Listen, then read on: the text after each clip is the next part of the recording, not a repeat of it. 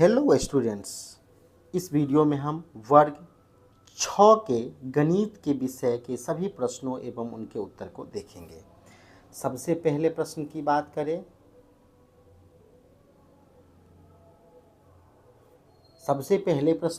करें तो यहाँ पर देखेंगे कि दिया गया है कि कोष्ठक में दिए गए शब्दों में से सही शब्द चुनकर रिक्त स्थान की पूर्ति कीजिए। यानी कि इस वाले कोष्ठक में से नंबर देखना है और इसमें बनाना है। कह रहा है कि 1 बिलियन का मान 100 मिलियन होता है या 1000 मिलियन होता है। तो इसका जो सही जवाब जो हो जाएगा वो 1000 हो जाएगा। अगला जो क्वेश्चन है कि वह संख्या जिसके सभी गुणनखंड का योगफल उस संख्या का दोगुना हो क्या कहलाती है। तो ये जो है ये संपूर्ण संख्या कहलाती है। अगला है कि खाली स्थान आंकड़ों को चित्रों, वस्तुओं तथा वस्तुओं के भाग अथवा उसके प्रतीक के रूप में निरूपित करता है। तो ये जो हो जाएगा ये चित्रालेख हो जाएगा, इसमें चित्रालेख लिखना है।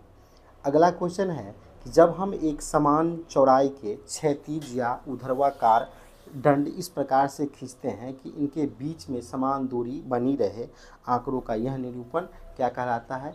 ये डंडा लेख कहलाता है, इसमें डंडा लेख लिखना है।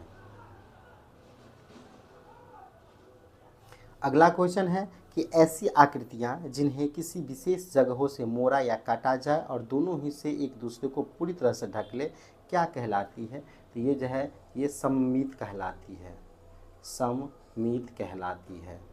अब हम अगले क्वेश्चन की तरफ चलेंगे।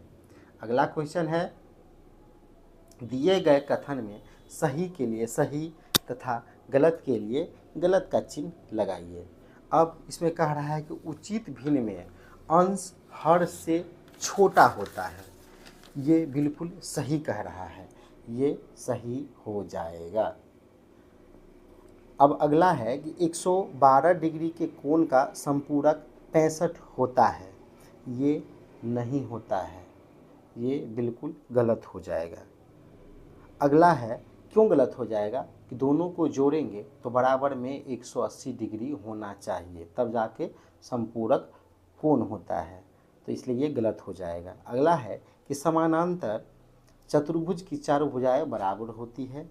ये बिल्कुल सही है। अगला है कि प्रत्येक समीकरण चर पर एक प्रतिबंध होता है जो चर के निश्चित मान के लिए संतुष्ट होता है। ये बिल्कुल सही हो जाएगा। अब अगला क्वेश्चन है कि यदि दो अनुपात समान हो तो वे अनुपात में हैं, अनुपात में नहीं। ये यहाँ पर हमको लगता है कि मिस हो गया होगा, यहाँ पे समानुपात होना चाहिए, इसलिए इसको छोड़ देना है। इसको अगर आप सही किए हैं, गलत किए हैं, क्या किए हैं वो पता नहीं। अब हम अगले क्वेश्चन की तरफ चलते हैं। अगला क्वेश्चन है कि स्तंभ अ का मिलान स्तंभ ब से कीजिए। स्तंभ अ का मिलान स्तंभ ब से कीजिए। पहला क्वेश्चन है कि जिनके 2 से अधिक गुणनखंड होते हैं संयुक्त संख्या कहलाती है। इसको इससे मिला देना है। 5 × 6 बराबर 6 × 5, ये क्या है, गुणा का क्रम विनिमय नियम है। अगला है ये दिया हुआ है, इसमें ये मिलान चिन्ह है 5 हो गया, यहाँ पर 3 हो गया, तो 5 3 8 के बराबर ये है, इसको मिला देना है।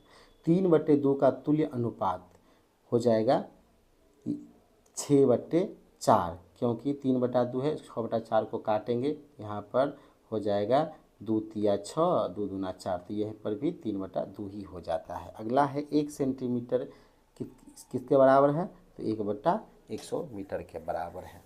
अगले क्वेश्चन की तरफ हम चलते हैं।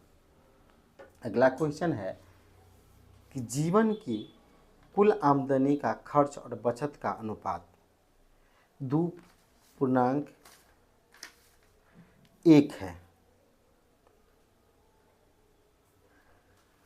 2 अनुपात जीवन की कुल आमदनी का खर्च और बचत का अनुपात 2:1 है। अब यदि जीवन की आमदनी 600 रुपया है तो बताइए वो महीने में कितना बचा लेता है।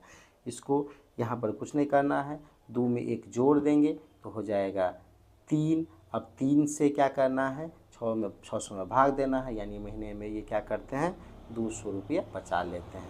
अगर हम अथवा वाले क्वेश्चन की बात करें तो एक महिला की 15 महीने की बचत कितना है 18,000 रुपया है। 15 महीने की बचत है 18,000, तो 1 महीने के निकालने के लिए 18,000 में क्या करेंगे, 15 से सबसे पहले भाग देंगे।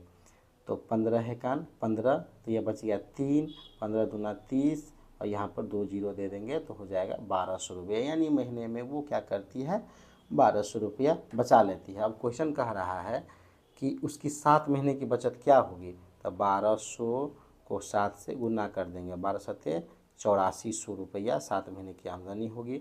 इसके बाद है कि 2 नंबर में कि कितने महीने में उसकी बचत 3600 रुपया हो जाएगी, तो 3600 को 1200 से भाग दे देंगे तो हो जाएगा 12 तिया 36, यानी कि 3 महीने में ये हो जाएगा। अब हम अगले क्वेश्चन की तरफ चलते हैं। अगला क्वेश्चन है कि एक दीवार की लंबाई 60 मीटर और ऊंचाई 2 मीटर है। दीवार पर पुताई कराने का खर्च 50 रुपया प्रति वर्ग मीटर है, तो पूरी दीवार की पुताई का खर्च निकालिए। दीवार की लंबाई चौड़ाई दिया हुआ है, उसका क्षेत्रफल निकाल लेंगे, हो जाएगा 30 को 2 से गुना कर देंगे तो हो जाएगा 60 मीटर स्क्वायर, और उसका प्रति यानी कि 50 रुपया है तो 60 को 50 से गुना कर देंगे तो इसका 3,000 रुपया के लगभग इसका आंसर आ जाएगा। अगले क्वेश्चन की हम बात करते हैं। क्वेश्चन है कि वर्ष 2000 से 2005 के बीच एक फैक्ट्री द्वारा निर्मित कार की संख्या निम्नलिखित सारणी द्वारा दर्शाई गई है। इन आंकड़ों के लिए उपयुक्त पैमाना चुनते हुए एक दंड आलेख खींचिए और बताइए किस वर्ष सबसे अधिक कारें निर्मित की गई। तो इसके लिए क्या करना पड़ेगा, आपको दंड आलेख खींचना पड़ेगा, ऐसे खींचना पड़ेगा। यहाँ पर सबसे पहले देखेंगे कि 3 के सीरीज में जा रहा है, 3 दूना 6, 3 तिया 9, 3 चौक 12, 3 पचा 15, 3 18, 3 7 24, यानी 300 कार ले से जाएंगे, 300, 600, फिर 900, इस तरह से करते जाएंगे और उसको फिर वर्ष भी देते जाएंगे, 2000 में कितना, 2001 में कितना, और इस तरह से। जैसे कि 2000 में कह रहा है 900, तो यहाँ पर 900 यहाँ तक जाता है तो इसको ऐसे कर देंगे। फिर 2001 में है 600, तो यहाँ पर 600 के सामने दाना ले खींचेंगे। 2002 में है 1500, तो यहाँ पर 1500 यहाँ तक चला जाएगा तो यहाँ तक ऐसे डंडा ले खींचेंगे।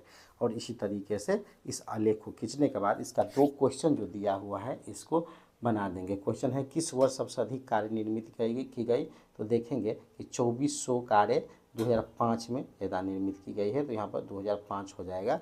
वर्ष 2000 से 2005 के बिल्कुल कितनी कारें निर्मित हुई, तो 2000 और 2005 से सबको जोड़ देंगे, जितना हो जाएगा वो इसमें आंसर आ जाएगा।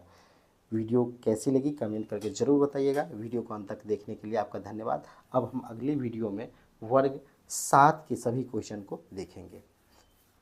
धन्यवाद।